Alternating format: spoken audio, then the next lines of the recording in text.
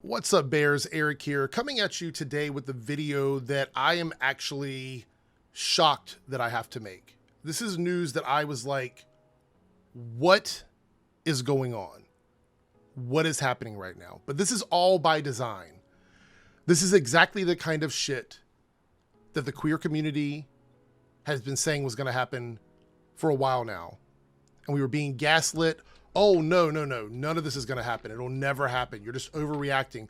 Every time we say something, whether it be in Florida, whether it be in Tennessee, whether it be here with the Supreme Court, every time we say something is going down a certain path, we have been right. We've been correct every time. So now we have a situation where the Supreme Court rules in favor of discrimination of same-sex couple. A fake couple, a couple that does not exist. That's where we are now. The Supreme Court is ruling on hypothetical cases of non-existent people in something that never happened.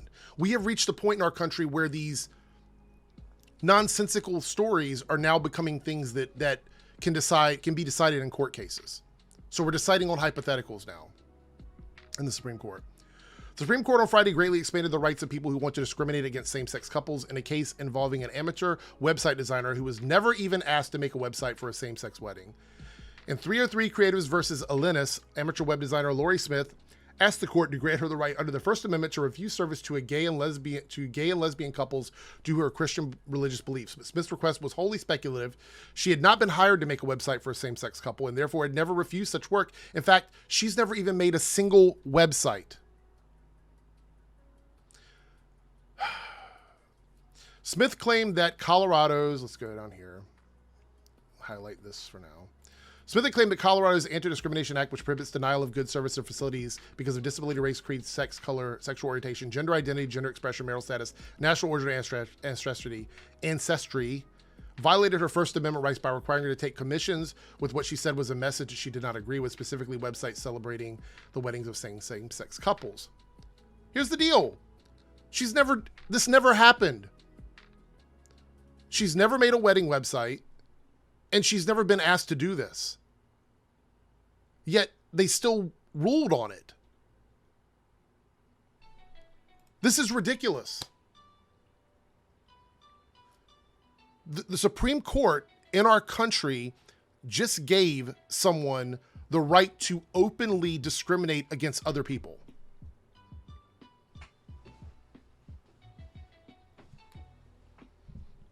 I don't understand how this works.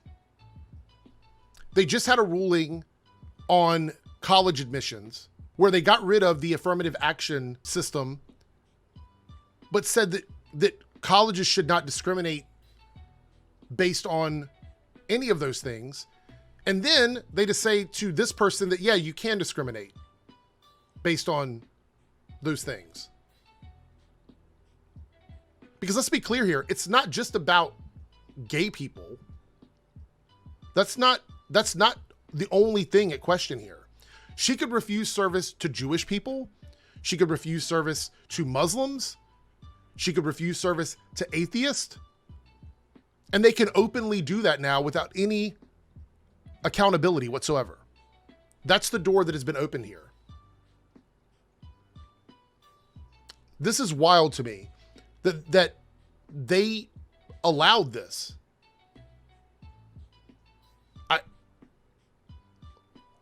What is the metric on that? What is the judge?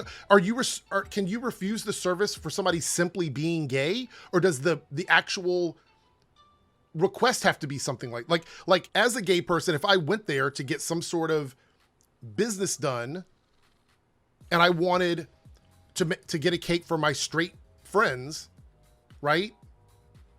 Bob and Denise are getting married.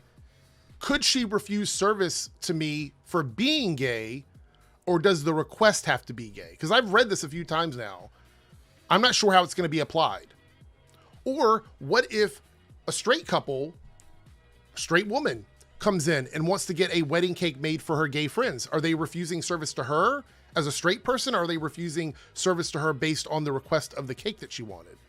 I'm using cake. I know it's website. Same difference. Just interchange those together. Where is the line on that? This is 1,000% going to end up back in court again. It's going to end up going to court in states, and then those states are going to have to decide whether they're going to send it back to the Supreme Court. This is not the end of this. There's so many hypotheticals, since the case was built on a hypothetical. There's so many hypothetical situations here that could happen that make this such a vague and egregious ruling. It's much easier for everyone to, I don't know, allow people to have the same rights than it is to discriminate, marginalize people. This is what I would like to call religious blackmail. And I've said this a couple times. I said it in a live stream earlier. It's religious blackmail because the Supreme Court made this ruling under the assumption that Christianity is the most prominent religion in the country. Okay, so therefore, if Christianity is the most prominent religion in the country, that means all the other religions are marginalized, which means that now, if you live in an area where Christianity, like 99% of the people in that area are Christian, and you happen to be a Jewish family, or you happen to be an atheist, or you happen to be a gay person or a lesbian, you may not even be able to live there because they can simply just refuse to do business with you, unless you're Christian and you're straight. Meaning that it's blackmailing you into conforming to what they believe in or not being able to survive there. They could essentially starve you out of communities. That's why this is so dangerous.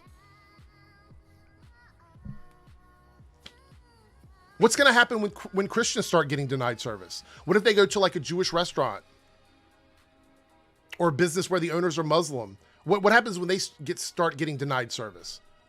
This is a mess. It's 2023. This shit should not be happening. On top of that, sexuality, gender, identity is all a protected class, meaning they could not discriminate on hiring somebody for that reason, but now they can discriminate on providing service for those people. So as a gay person, I could go apply to work somewhere and they can't deny me a job because I'm gay. But as a gay person, if I go there and request business, they can deny my business because I'm gay. Explain that to me. But you know what? Here's the reality. They're coming after protected classes. That's what's going to happen. That is all this is. This is the beginning of the dominoes of that. And I'm saying this knowing full well that I'm going to be right, because we have been right all along. We've been saying this all along. This is exactly how they want it to be. This is why the court is the situation it's in. They're going to argue that if they, on religious beliefs, if they can deny service, they should be able to deny employment. That's what they're going to argue. And they're going to use this case as an example. It's coming. It's going to happen. Would not be shocked if by the time I make this video, there's already some of these fucking bobble-headed bigots, pundits are talking about that. All right. Last thing I want to leave us with is some words of wisdom from Trixie Mattel. I absolutely love this video. We're going to listen to this, and then I'm going to get out of here. This is a bad day for America. 4th of July is coming up, and I am not proud of my country. I think this is a disgrace, and I don't think anyone... Oh, by the way, before you watch this, if you are a Christian and you don't agree with this kind of discrimination, and you think it's wrong, and you think it's an abuse of power... I need you guys to start speaking out. If you are true allies and you truly believe that it is wrong, we need your voices now more than ever, because the call is coming from inside the house. This is going to be reversed. It's going to be applied against you. So at the very least, you should understand that this is not a good thing. It's not good for you in any way at all. Even if you're not someone that is going to use it to discriminate, you need to start speaking out. Your voices within your own community have a lot more power than ours do. So please, I implore you, if you are someone that considers yourself to be a Christian and you see this stuff going on and you don't agree with it, start speaking out within your own community. We need your help more than ever. Let's listen to Trixie and then I'm out of here. So this art form I've devoted my life to is being used as a scapegoat for people to get votes. This is what they always do. They just take some random cause that they know people will vote for based on nothing, but there's no way to combat it because you can't even come at it with data, because this isn't a group of people who care about data. Last night I was in my tub at the Hilton, a standard room, thank you, very modest. And I was looking for like information on whether or not drag queens have ever been, like stats on drag queens being pedophiles. 0. There's no drag queens being arrested for sexual assault of children. That doesn't happen. Do you know where that happens? At church. Okay? That's where. This whole country mollycoddles Christians, and I'm fucking tired of it. Tired of it. Anyway, You're passionate about that. I'm very passionate about it. Like, do we have separation of church and state or not? Because if you can be a religious like figurehead and just make your religion the law, then we don't. We don't. It's so crazy. You never find drag queens trying to restrict other people, ever. Ever. Ever. You just want to live. I just want to live. I just want to get drunk. Is that too much? Based. I'm out.